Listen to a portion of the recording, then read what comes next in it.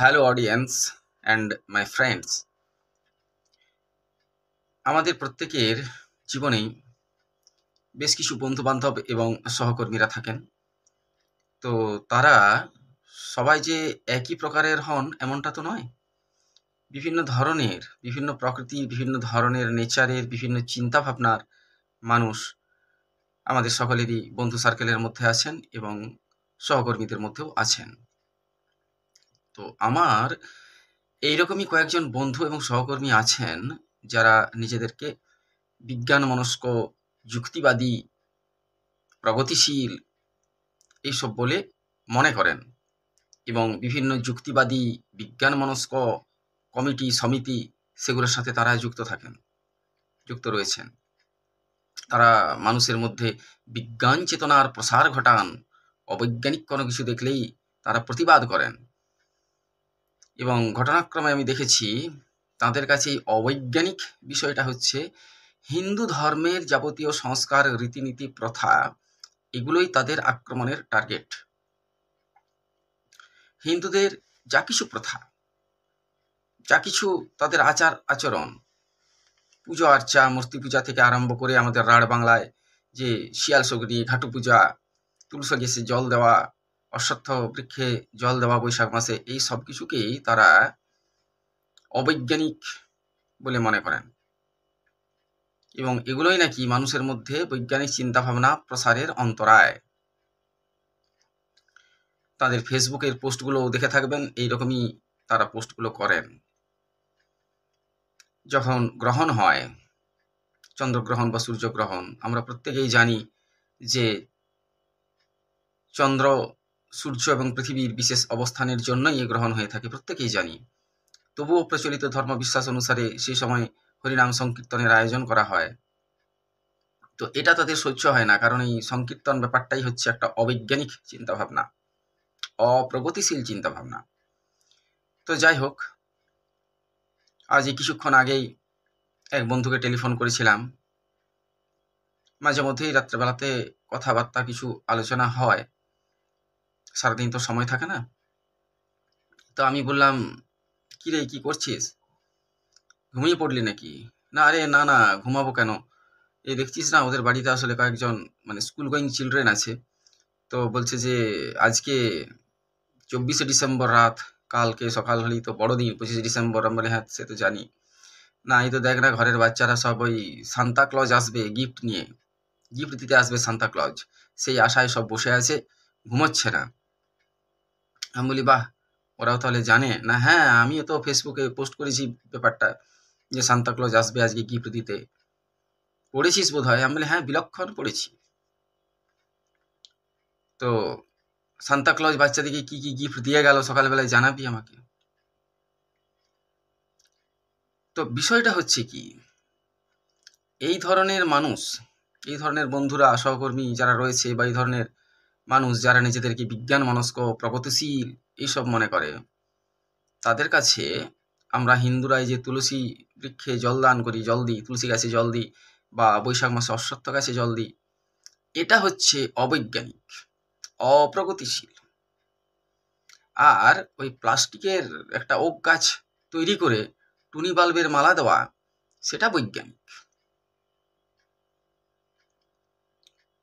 আমাদের বিভিন্ন গল্পগাছায় যে সমস্ত রাক্ষস, ভূত, পিশাচ এইসবের কাহিনী পড়ানো হয় বা পড়ি গল্পের বইগুলোতে বাচ্চারা পড়ে, সেগুলাকে এরা পড়াতে নিষেধ করে যে না, ওইগুলো অবৈজ্ঞানিক চিন্তাভাবনা ঢুকিয়ে দেওয়া হচ্ছে মানুষের মনে।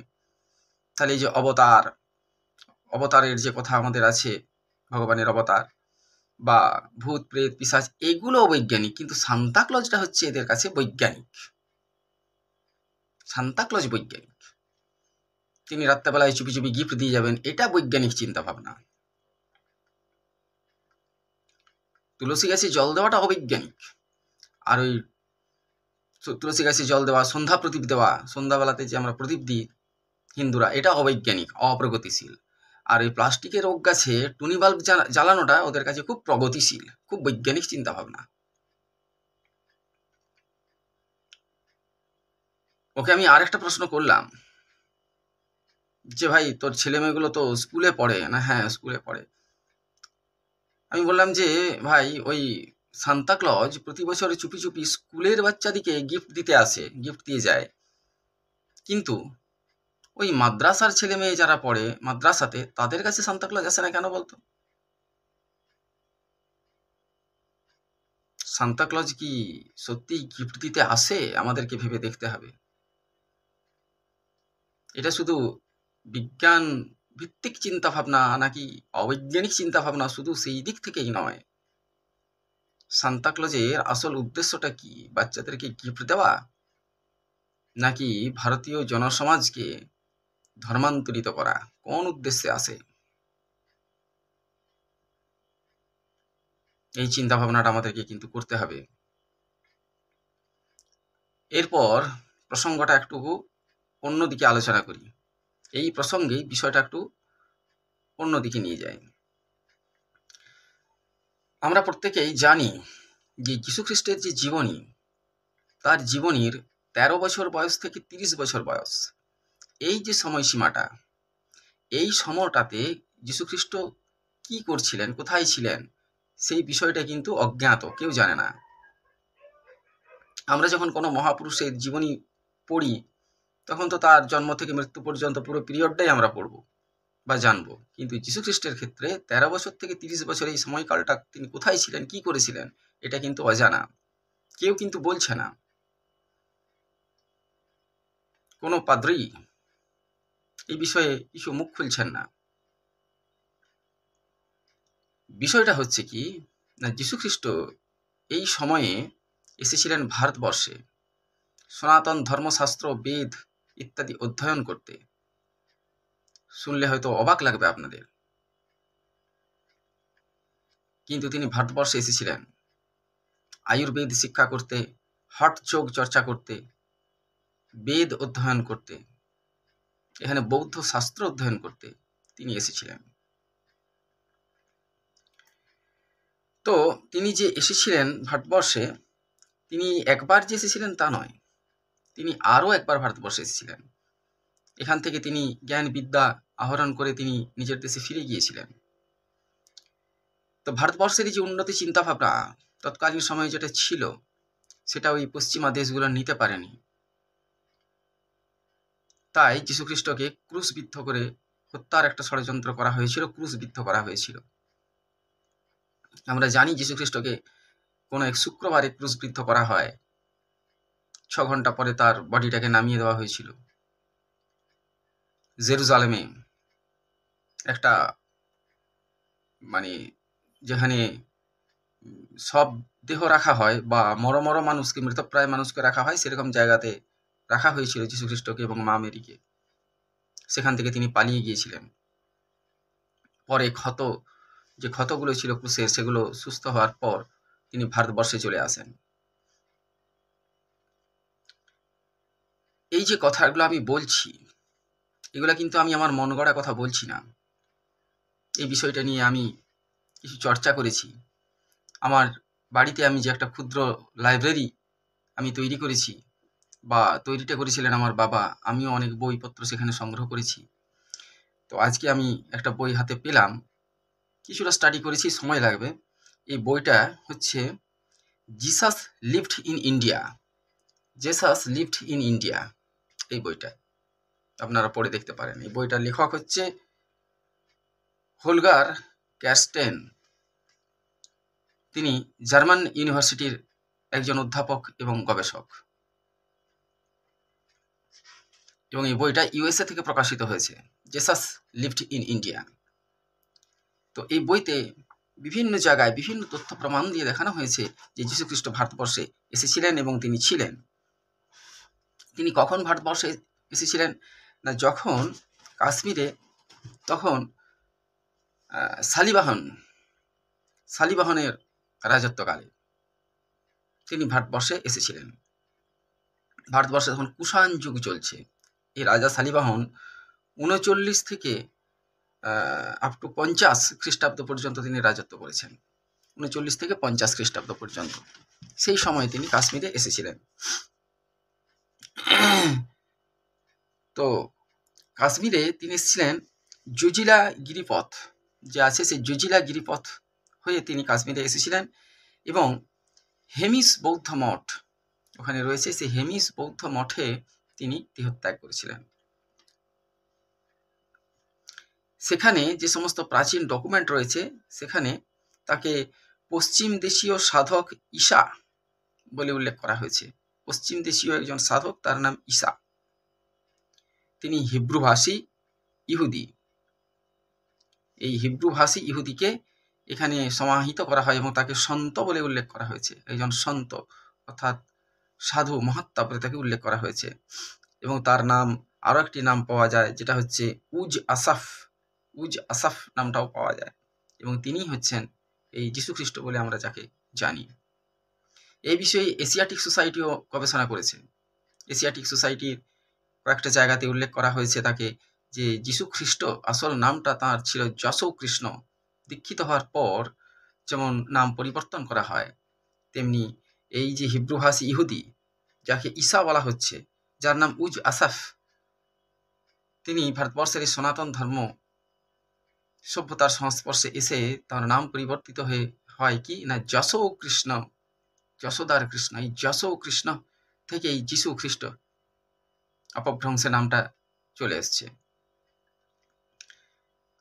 তো এই যে গবেষণা, এই গবেষণা এশিয়াটিক সোসাইটি করেছে এবং সর্বপ্রথম এটা নিয়ে গবেষণা হয় 1887 সালে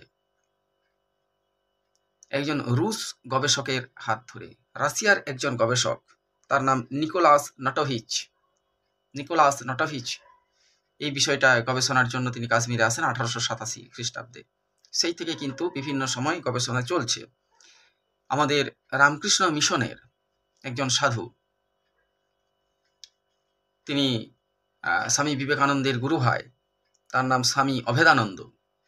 এই স্বামী অভেদানন্দ ওই বিষয়টা নিয়ে রিসার্চ করেছেন। তিনি কাশ্মীরে গিয়েছিলেন এবং রিসার্চ করেছেন। এই বিষয়েও তাঁর বই আছে, তাঁর লেখা আছে, আপনারা পড়ে দেখতে পারেন। কলহনের যে রাজতরঙ্গিনী, যেটা কাশ্মীরের তৎকালীন রাজসভা বা রাজধর্ম বা সাম্রাজ্য প্রশাসন ইত্যাদি বিষয়ে বিস্তারিত আলোচনা আছে, সেই কলহনের রাজতরঙ্গিনীতেও উল্লেখ আছে এই যীশুখ্রিস্টের কাশ্মীরে অবস্থানের কথা।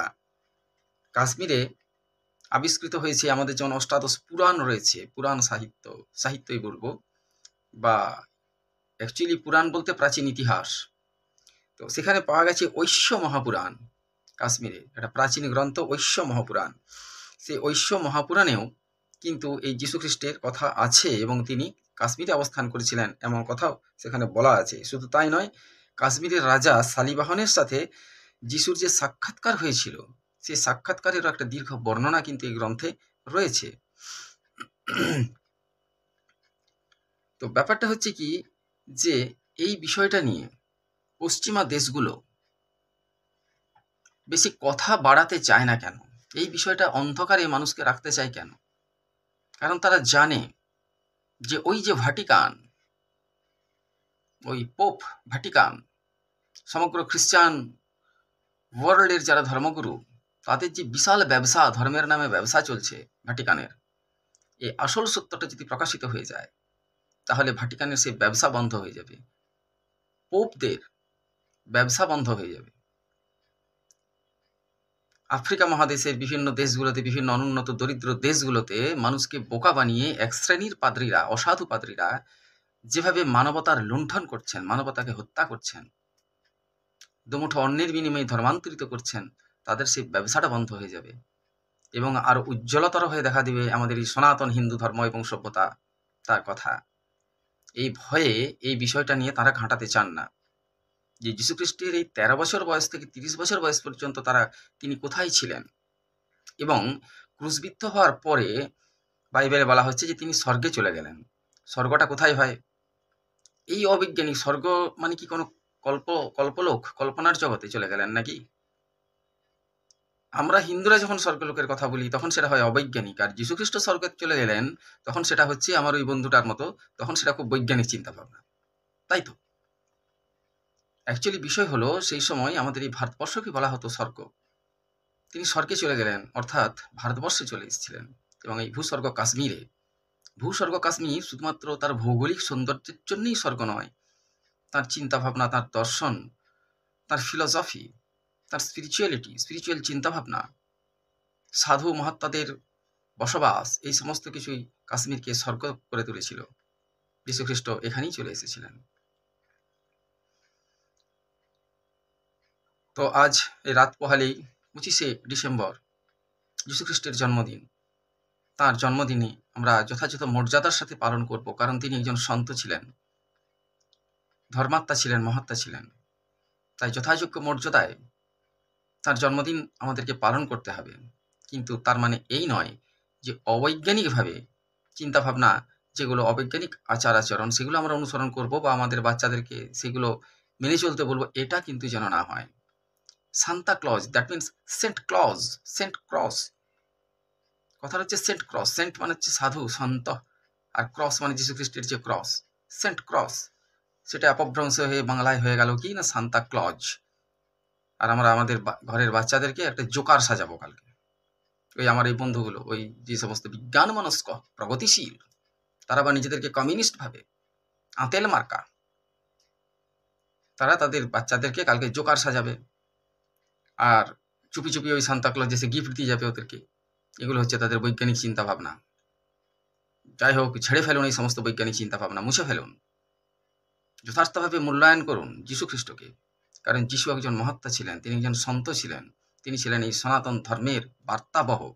তিনি ভারতবর্ষে এসেছিলেন এবং এখানে তিনি বেদ অধ্যয়ন করেছেন, এখানে আধ্যাত্মিকতার পাঠ নিয়েছেন, স্পিরিচুয়ালিটির লেসন এখান থেকে তিনি নিয়েছেন, তিনি বৌদ্ধ ধর্ম চর্চা করেছিলেন। এই বিষয়গুলো নিয়েই আলোচনা শুরু হোক। ধন্যবাদ।